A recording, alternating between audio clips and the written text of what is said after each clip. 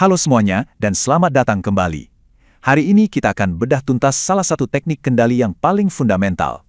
Kita akan lihat sebuah masalah yang sering banget muncul di dunia nyata, dan kita akan telusuri barang-barang perjalanannya, dari sebuah error kecil yang bikin frustrasi, sampai ke solusi yang sistematis dan elegan.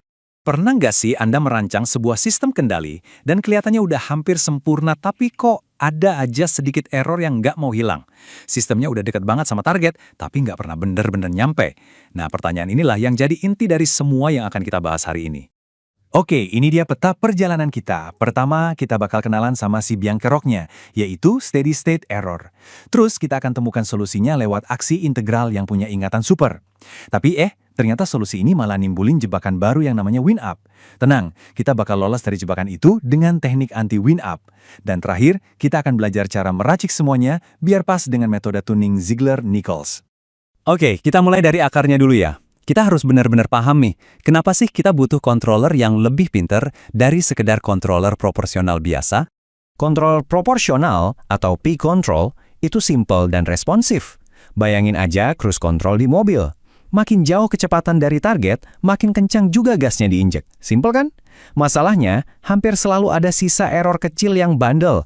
Kita sebutnya steady state error atau offset. Misalnya buat nanjak, cruise control mungkin harus stabil sedikit di bawah target kecepatan, biar bisa terus ngasih tenaga. Nah, selisih kecil inilah penyakitnya. Nah, kalau P-control tadi punya penyakit offset, maka I-control atau aksi integral inilah obat mujarabnya. Ini dia solusi cerdas untuk masalah presisi yang tadi kita hadapi. Coba bayangin deh, aksi integral ini itu kayak punya ingatan yang sempurna. Dia nggak cuma lihat error yang ada sekarang, tapi dia ngumpulin, dia catat semua error yang pernah terjadi dari dulu. Jadi, selama masih ada error sekecil apapun, nilai integral ini bakal terus nambah, dan nambah. Maksa sistem buat terus bergerak sampai errornya benar-benar jadi nol. Nah, ini dia nih, otak di balik si memori tadi. Lihat bagian integral dalam rumus ini. Inilah si pencatatnya. Dengan terus-menerus menjumlahkan error dari waktu ke waktu, dia nggak akan pernah puas sampai errornya benar-benar lenyap. Dia bakal terus mendorong output controller sampai target tercapai dengan presisi.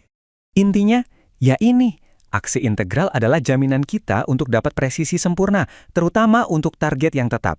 Jadi kalau Anda setel termostat di 25 derajat Celcius, controller integral akan memastikan suhunya benar-benar nyampe di 25,0, bukan cuma berhenti di 24,9 derajat. Nggak ada kompromi. Eits, tunggu dulu. Ternyata solusi super kita ini punya sisi gelap.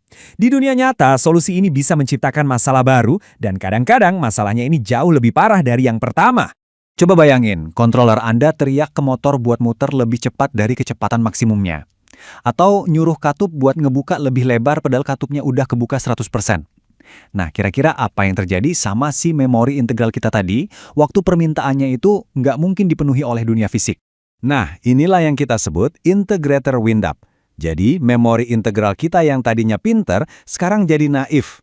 Dia terus aja ngumpulin error, tanpa sadar kalau si aktuator, entah itu motor, pemanas, atau apapun, udah kerja pol-polan di 100%, dan secara fisik udah nggak bisa ngasih lebih.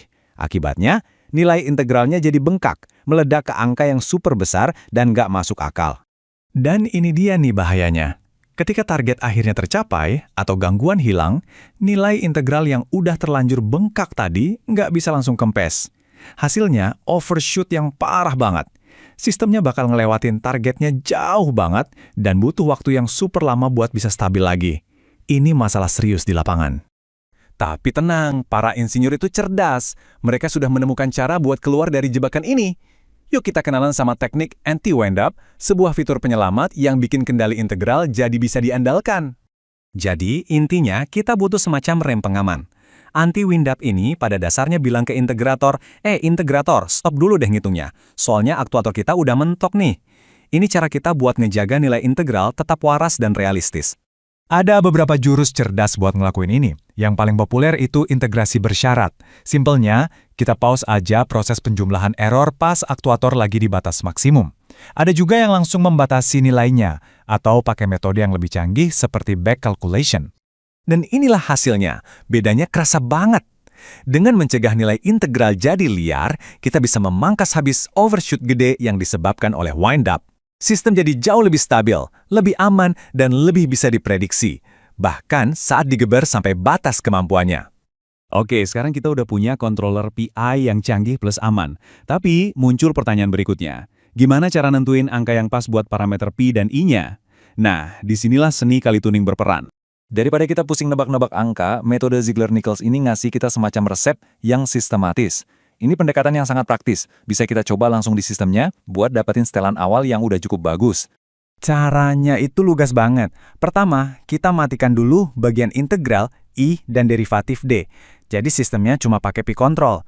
Terus kita naikin gain P-nya pelan-pelan sampai sistemnya mulai bergetar atau berosilasi secara konstan. Nah, nilai gain di titik itu kita sebut gain kritis atau KI. Terus, waktu yang dibutuhkan untuk satu getaran penuh itu kita sebut periode kritis atau TU. Nah, ini dia yang kita cari, osilasi stabil yang kelihatan di grafik ini. Lihat kan, amplitudenya nggak makin besar, nggak makin kecil. Begitu Anda dapat kondisi kayak gini, tugas Anda tinggal ukur waktu dari satu puncak ke puncak berikutnya. Gampang kan? Itulah nilai TU Anda. Setelah kita dapat dua angka ajaib tadi, Q dan Tu, sisanya tinggal contek dari tabel ini. Ini resepnya. Tergantung Anda mau pakai controller P, PI, atau PID, tabel ini ngasih formula pastinya buat ngitung KP, TI, dan TD. Ini benar-benar jadi titik awal yang solid banget buat tuning lebih lanjut. Jadi kita rekap cepet ya.